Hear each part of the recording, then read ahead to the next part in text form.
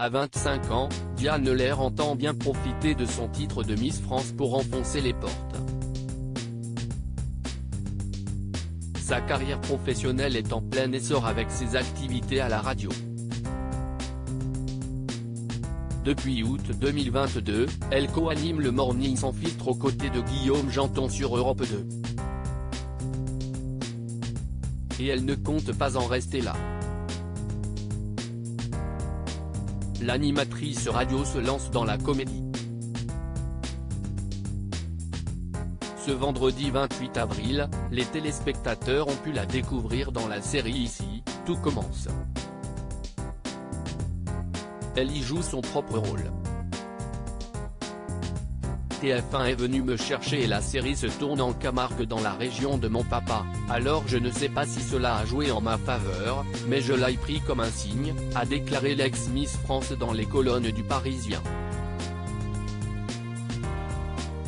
Dans cette interview, elle s'est également laissé aller à quelques confidences sur sa vie privée.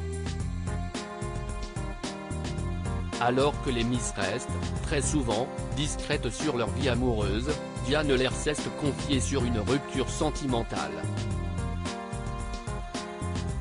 En couple depuis 3 ans, la jeune femme a vécu une séparation difficile qui l'a beaucoup marquée.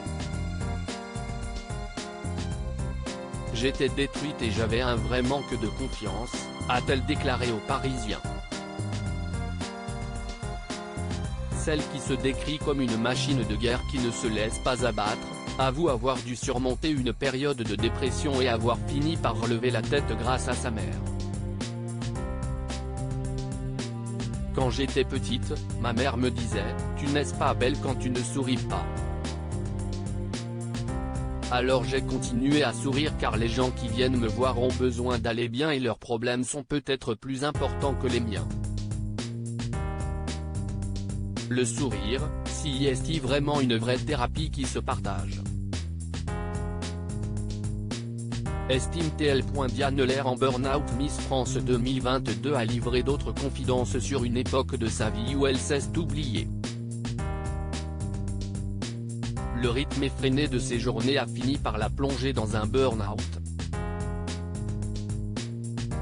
Je me donnais tellement pour les gens, je ne m'écoutais plus, je ne m'étais pas rendu compte à quel point j'étais fatigué. Même avec 40 de fièvre, je faisais des dédicaces, je n'ai jamais posé un arrêt maladie. Un matin, je n'ai pas pu me lever et le médecin m'a dit que tous les voyants étaient au rouge, se souvient-elle.